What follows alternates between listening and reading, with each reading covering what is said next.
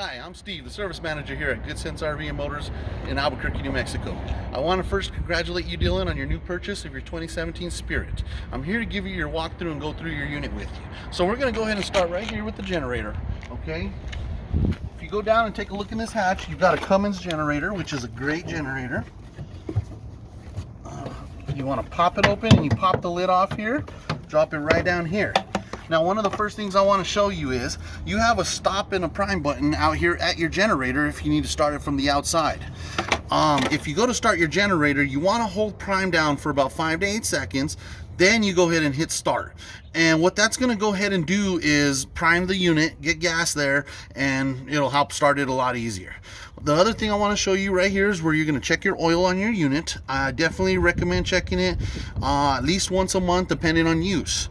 Right here is an elevation setting, and this is going to matter if you're traveling through the mountains, if you're going on higher or lower elevations. You want to adjust this setting to the elevation. It does have numbers here that definitely tell you the elevations to set to. All right, let's go ahead and pop this back on now. You snap it in there, and there's actually some locks right on top there, and that'll pretty much be your generator. Now you have your exhaust popping out right here. Whenever you're set up and utilizing this generator, you want to pay attention to where this is blowing. Make sure you're not blowing into someone else's trailer, or you're not, this doesn't break and swing down underneath and it's blowing into your trailer. They do sell attachments that can go to this and run to the top of your unit if you're going to be tailgating or utilizing it where there's going to be a lot of people. So you definitely want to look into that. All right, let's move over to your next hatch. Here is your LP tank, okay? You have an actual gauge that'll tell you how much you have in there. Fill everything up here, and this is the valve to turn it on and off. Now, what you want to do is if you are traveling, you want to make sure and turn that off. You are not supposed to be traveling in case there's an accident. You don't want propane spraying everywhere. So that's pretty much your propane tank. Nice hatch here, and if you notice, this hatch does not have a lock on it. They want to make sure you have access to this at any time for any emergencies. All right, so we're going to go ahead and get to your water heater. Now, we've already got the plug in it. Now, if you take a look right here, there's a push to reset buttons right here. There's 2 of them. If it's not working for some reason, that's one of the first things for you to check before you call anybody. This is something that you can handle. Take a look, try to reset it, and if you have problems from there, get a technician. All right, right down here is going to be your power cable. Okay, you have a 30 amp plug that plugs in for your unit. Now, your unit's a little different. If you're going to utilize your generator power, you got to remember there is a plug right back here. It is made for this plug to go into that. That plug is wired to your generator, and you need to plug this into that to run the unit off the generator. So don't forget that you got to do that if you turn the generator on. Otherwise than that, this can go right to a podium at an RV park or anything like that. You are more than welcome to get adapters to plug it into your garage or a 110 plug, but keep in mind you cannot run the air conditioner if you do that. Has to be the 220 hook. All right, I'm going to show you your back of your furnace right here. You got 2 exhausts right here. A lot of customers like to buy the little screens that go on there for storage and everything else, which is great. You definitely like to do that, but if you're going to utilize it, you need to remove them. I know it don't look like it, but it does restrict the airflow by 50% and could cause damage to your furnace. So you definitely want to make sure that when this is being used, there's nothing blocking these vents, okay? Right here is going to be your city water connection for your hose. Say you go to an RV park, or you're at home, or you're somewhere and you need to hook up water. This is where you're going to hook up the hose to. Now keep in mind, you need a water pressure regulator to bring down the PSIs of the water. Otherwise you can cause damage and bust your lines on the inside and have a flood, and you'll definitely have a mess. Here's the cable in if you go to an RV park that has cable, okay? Gas tank is right here. All right, now I'm going to show you right down here. You have your black waste tank drain and your gray waste tank drain, okay? If you take a look, one is actually bigger than the other. Now what you want to do is the bigger one, the 3-inch, is actually your septic. You want to drain that one first. Never open them together. Do your black tank, hook up your hose, pull it, and let everything drain out.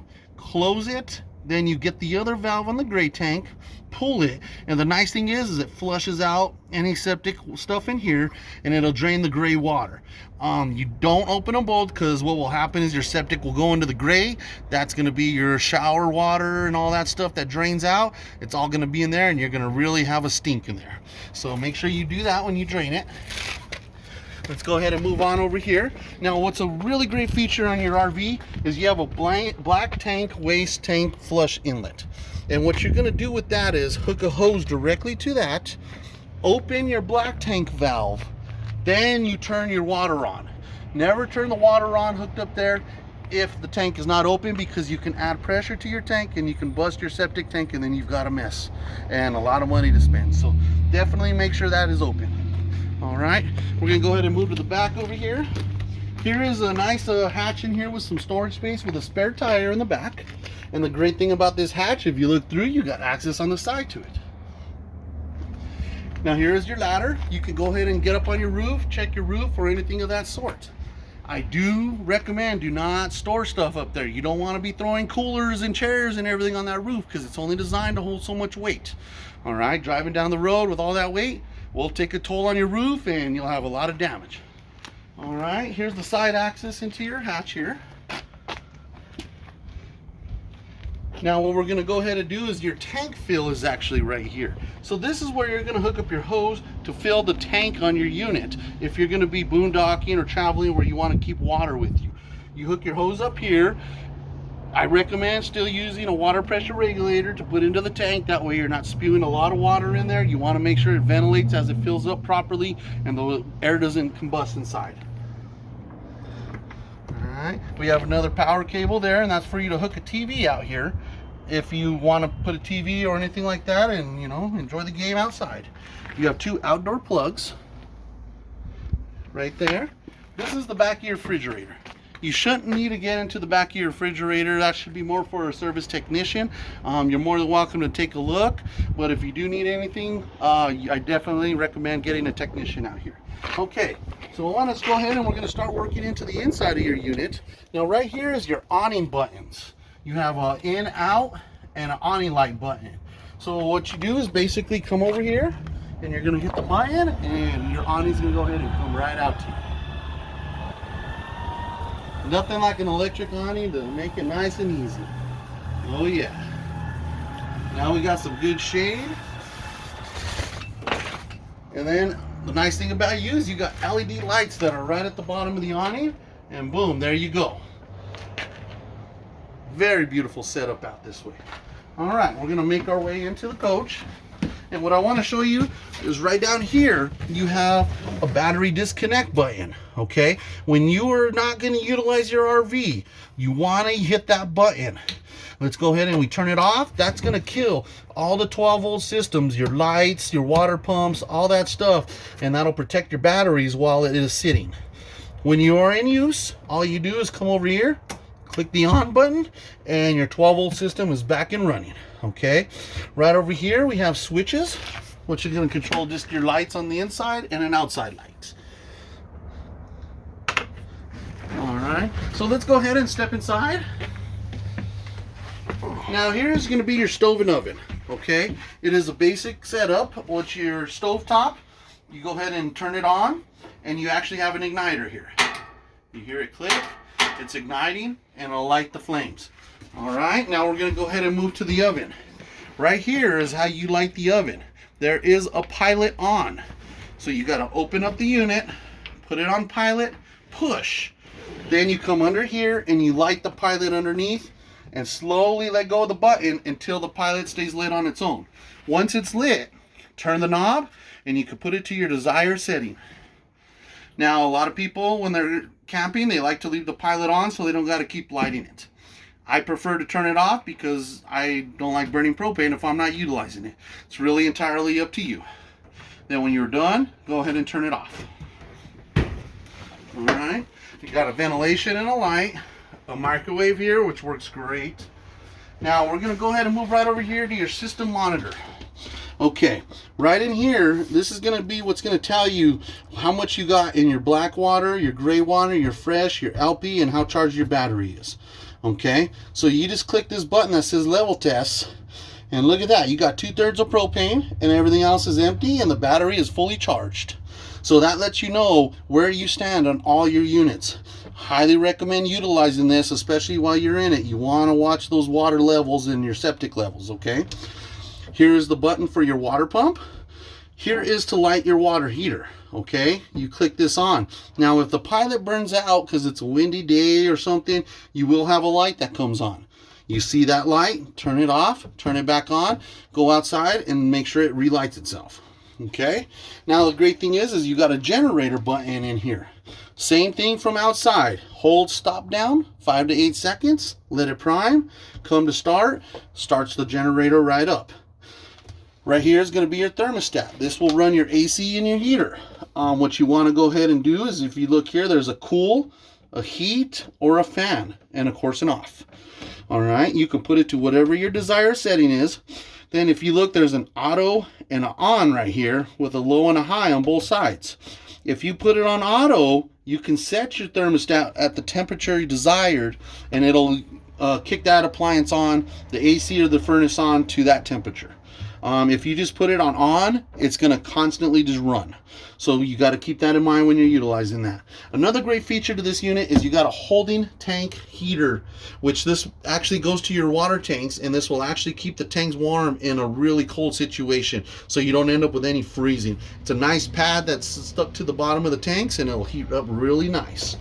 You do have some storage space here, which makes it nice, drawers and cabinets. So you have a lot of storage space inside your kitchen. Okay, we're going to come into your bathroom now. All right, another storage closet here in your bathroom. Now, if you take a look up here, you got a little ventilation thing. You can lift that up, and this little black button turns the fan on.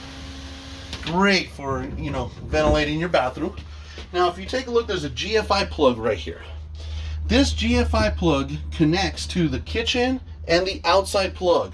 So if you're sitting here making coffee, the wife's got the curling iron going, and all of a sudden power's gone, come check this right away. This could have popped, and that could just be something as simple as resetting the GFI. So you want to remember that. All right. Now you got a lock here on your shower door, which holds the shower door shut as you're driving, so it's not swinging open and closed. Turn it, and you're able to access your shower. Beautiful, beautiful. Then close it back up, turn your lock, and that'll hold it right in. All right, let's go ahead and take a step back here and close this up. Now, if you take a look under your bed over here, there's actually a cigarette lighter plug, which is a little 12-volt lighter, and a regular plug. So you can go ahead and plug something into those units and utilize it. Your TV's right up here. Works great. Nice to have it where you can relax and watch a movie or something like that. Now we're going to move to your fridge here. Okay, right now I do have it on. It is on gas, and if you look, the light is solid on gas. If that light starts flashing, you want to check and make sure you have propane, if everything's working properly. If there isn't, then you go ahead and call a service technician. If you move it to auto, what's going to happen is it's going to automatically go to electric first. If it doesn't find electric to run the fridge, it'll switch to gas on its own. And that's why you have auto, is it switches, whichever comes first. If you have it on propane and the generator kicks on, it'll switch to the generator until it goes off, then it'll go back to propane. All right. And here's your cold and coldest settings, so you can make it a little colder if you like. All right. You've got your couch bed and everything right here. This drops down to the table to a bed, so you'll have a sleeping space right there. Right here, you have a pad. It's very removable, so you can comfortably get in and out if you don't need it. Here you got a snap that goes around the ladder. Pull down the ladder, and it hooks right into the bed. And you can access it comfortably up and down. Holds a good amount of weight, so don't worry. And when you are done, you want to make sure and slide this back over and hook this back up. Just like this, so the ladder isn't sliding around as you're driving and you don't hurt nobody. The pad can slide right back up on top, and you're good to go. Now you also have another bed right here, which is going to be the futon. There is a handle right down here. You want to pull that handle and the bed lays right down. Great to have some good extra sleeping space. Same thing, pull the handle, pulls right back up. There you go. Now your couch is ready to sit on and enjoy. So this is pretty much everything on the inside. Oh, we do have your antenna up here. Now this antenna is great because it doesn't raise up. It's actually made to rotate on the roof on its own, but it's not a very high one. Okay, all you do is push this button, spin it till you find a good setting, and you download your channels. Now if you notice, there's an on-off button right here. Click that to on when you are going to utilize it. That'll help you find the channels better and download the channels easier. Then when you're done, you just switch it right back to off and you're good to go. All right, so that's pretty much everything inside your coach. What I want to do now is take you outside real quick, and I'm going to show you where to check the oil on your motor and your transmission fluid and where to put oil in. So let's go ahead and head that way. You do have another storage space right down here too. Okay, here we go. So now we are under the hood of your unit. You got a great battery right there, washer fluid. Here is where your oil goes in. Okay, you want a 5W30 whenever you do it. Synthetic or conventional, it's really your preference when you do your oil changes. Transmission fluid, to check that is your gauge, your dipstick there. Now to check the oil, the dipstick is actually right under here with the yellow handle. If you can get in there and see that, that is where you're going to check the oil. I do recommend checking it before any big trip, or at least every other gas up. All right, power steering fluid goes in here, antifreeze goes in there. Right down here is going to be a breaker box. This is just for the chassis side, so if you do have any fuses that go out, you can definitely check through here. All right, let's go ahead and make our way over this way. We're going to go ahead and jump in, and I'm going to show you how to work the reverse camera. All right, so we got the key here. Nice thing about your unit is you have a battery boost button. Now, say the battery dies on your chassis, you can hold this button down and it'll use the batteries off of the motorhome side to help you start the unit up. It's a great feature to have, especially if something happens.